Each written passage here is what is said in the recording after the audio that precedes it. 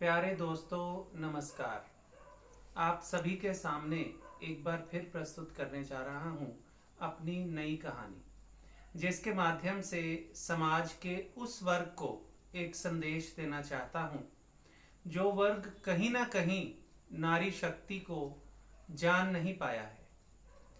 संदेश तो दोस्तों कहानी के माध्यम से पहुंच ही जाएगा। मेरी आज की कहानी आपको कैसी लगी बताइएगा ज़रूर। कहानी के सभी पात्र और घटनाएं काल्पनिक हैं। आज की कहानी का शीर्षक है नई राह।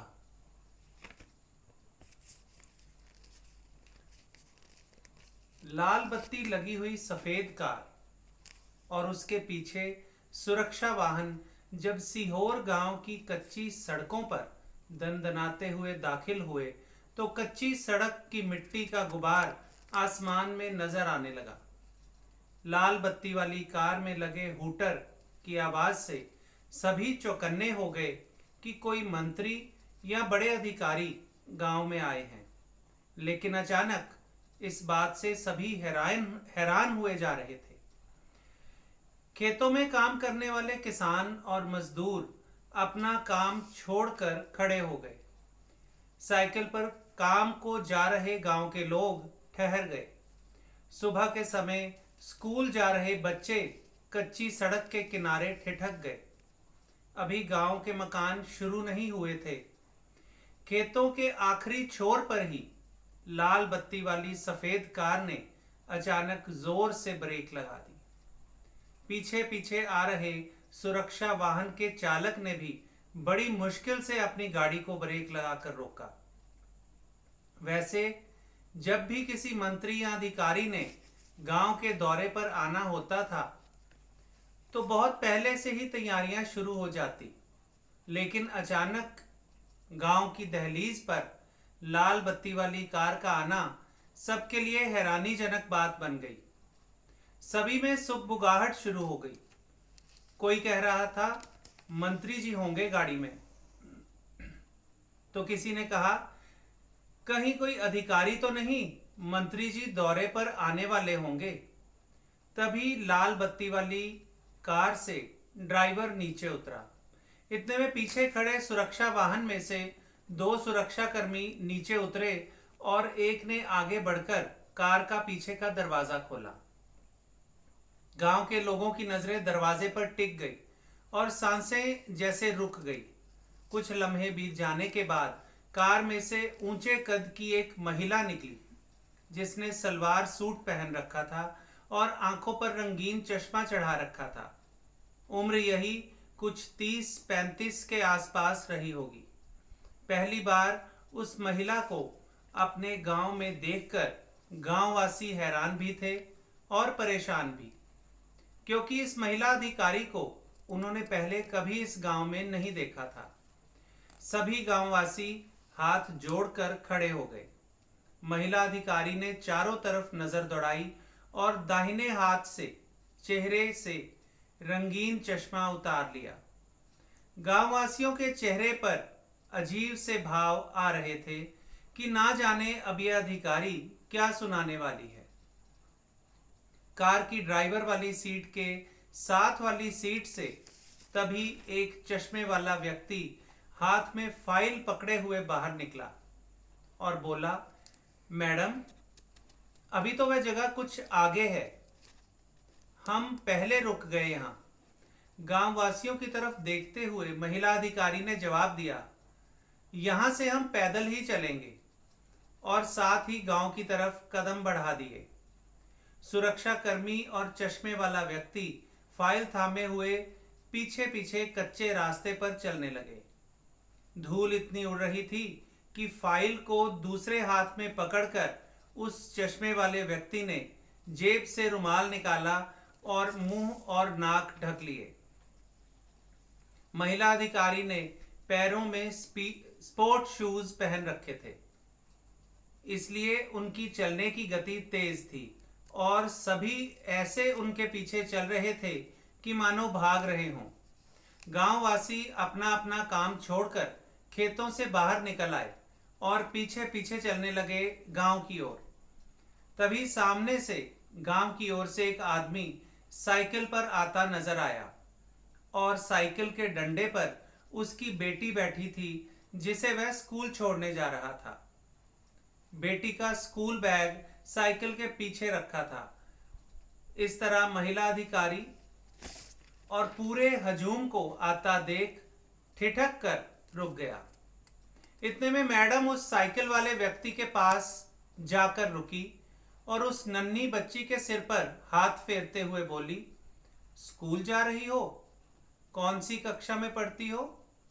बच्ची सहम सी गई थी, लेकिन हिम्मत करके बस इतना ही बोल पाई, तीसरी कक्षा। बच्ची के पिता से मुखातिब होते हुए मैडम जी ने पूछा, कहाँ छोड़ने जाते हो इसे स्कूल? साइकिल से नीचे उतरते हुए उसने जवाब दिया, जी मैडम जी, हिया से 12 मील की दूरी पर गांव मोहरी माँ जो स्कूल रहे ना, बस वहीं छोड़ावत हैं। मैडम ने तपाक से पूछा, करते क्या हो? बस मैडम जी, जूते पालिश करत हैं उसी मोहरी गांव में। जब बिटिया का स्कूल छूट जात रहा तो साथ घर लौट आत हैं। दिन भर की रोटी का जुगाड़ हो जात है मैडम जी। कहते हुए उसने अपना फटा हुआ कुर्ता छुपाने की कोशिश की जो मैडम ने देख लिया था। तुम भी तो पढ़ते थे बद्री, फिर जूते पॉलिश? अपने मुंह से अचानक बद्री का नाम निकल जाने से जहां मैडम झेप सी गई, वहीं मैडम के मुंह से अपना नाम सुनकर बद्री के पैरों तले जमीन खिसक गई थी। उसका मुंह खुला का खुला ही रह गया।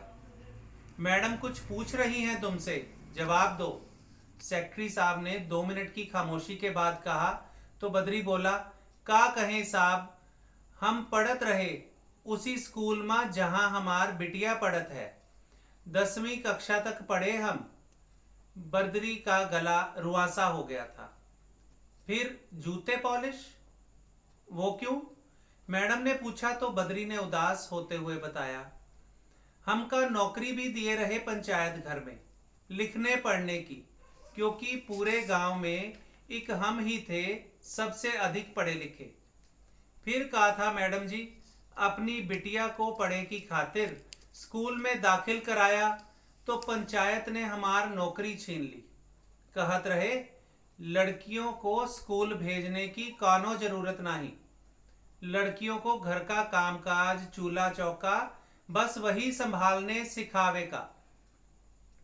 बस तब से मैडम जी हमने भी बिटिया को पढ़ावे की खातिर जूते पॉलिश करके पेट भरने की ठान ली, लेकिन पंचायत के सामने झुके नहीं।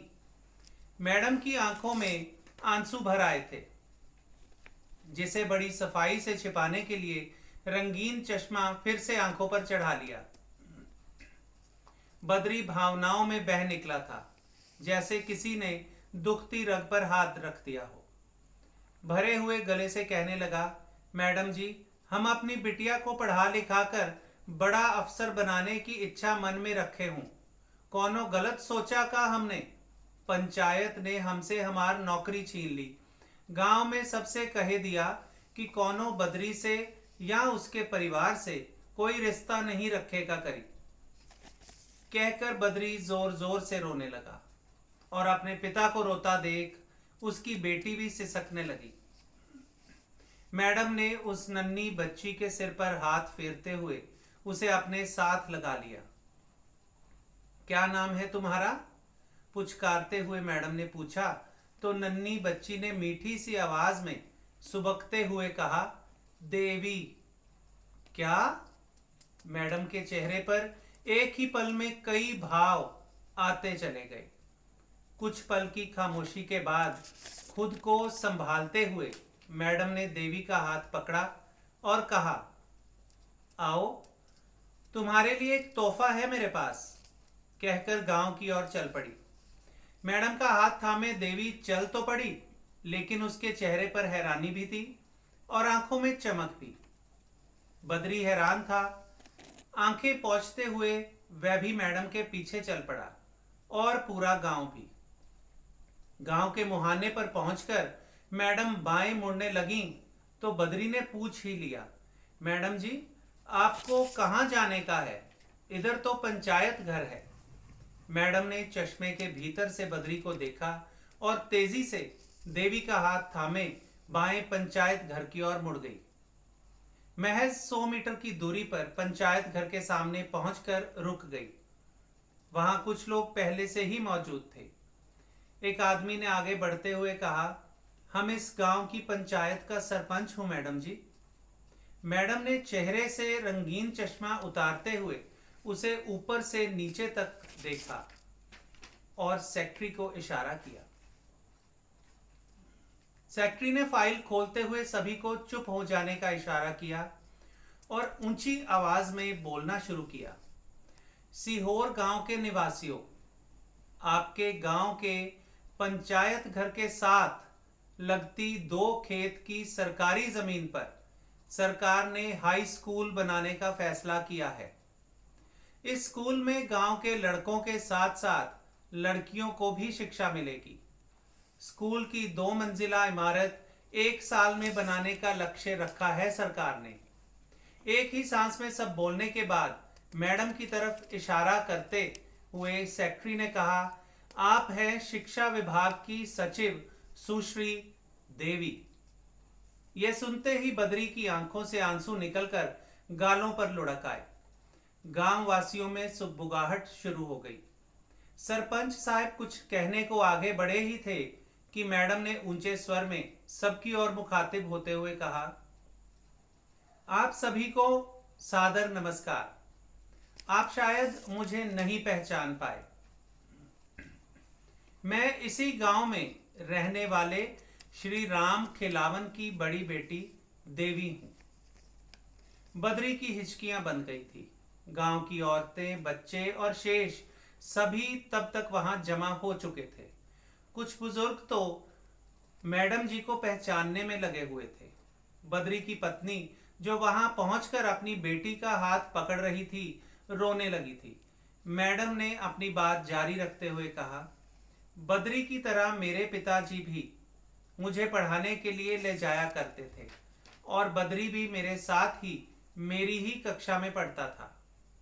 लड़की को पढ़ाने के अपराध की सजा मेरे पिता को इसी गांव की पंचायत ने दी और हमें परिवार सहित गांव से निकाल दिया गया। सेक्रेटरी का मुंह खुला का खुला रह गया और गांव वासियों को तो जैसे सांप सूंघ गया था। सुरक्षाकर्मी भी एक दूसरे की तरफ देख रहे थे।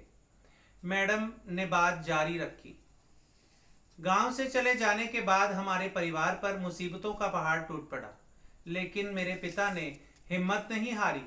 उन्होंने मेरी और मेरी छोटी बहन की पढ़ाई एक छोटे से अरसे के बाद फिर से शुरू करवा दी। उसी का परिणाम है जो आज मैं आपके सामने हूं और मेरी छोटी बहन डॉक्टर बन चुकी है। मैडम का गला भर आया था सब याद करके, लेकिन खुद को संभालते हुए उन्होंने अपनी बात जारी रखी। शिक्षा सबके लिए समान है, फिर चाहे वह लड़का हो या लड़की। लड़कियों को भी शिक्षा का कानूनी अधिकार है। सरकार अपने बच्चों को शिक्षा, किताबें मुफ्त में दे रही है। लड़कियों को तो फीस भी माफ है। दोपहर का खाना भी बच्चों को स्कूल में सरकार की तरफ से दिया जाता है। फिर क्यों यह सोच है कि लड़कियां सिर्फ चूल्हा चौका संभाल सकती हैं? आज पढ़ लिख कर मैं आपके सामने खड़ी हूं, इसी गांव से हूं। क्या आप चाहते हैं कि आपके बच्चे भी आप ही की तरह अनपढ़ रहें, सारी उम्र मजदूरी करते रहें? आप नहीं चाहते क्या कि आपके बच्चे भी पढ़ लिख कर बड़े आदमी बने? मैडम जी ने इतने बरसों से दबाया हुआ दर्द आज एक ही सांस में बोलकर निकाल दिया। लोग सुन हो चुके थे। मैं नहीं चाहती कि फिर कोई पंचायत बद्री को भी अपराधी माने और सजा दे। लड़कियों को भी लड़कों की तरह पढ़ाइए। लड़कियां किसी से कम नहीं। मेरी हाथ जोड़कर प्रार्थना है आपसे। कहते हुए मैडम जी ने चश्मा उतार कर अपनी आंखें पोंछी तो बद्री की नन्ही देवी ने नन्हे नन्हे हाथों से ताली बजाकर सन्नाटे को तोड़ा। अचानक सभी ने तालियों की गड़गड़ाहट से मैडम जी के शब्दों पर सहमति जता दी। पंचायत के सरपंच ने मैडम के सामने हाथ जोड़े और बद्री को गले से लगा लिया। नन्ही देवी ने बड़ी देवी का हाथ पकड़कर चूम लिया और गांव की सभी औरतें व लड़कियां मैडम जी के इर्द गिर्द इकट्ठी हो गई। सीहोर गांव से पैदा हुई एक देवी की तरह नई राह पर चलने को तैयार थी गांव की सभी देवियां। धन्यवाद। जय हिंद।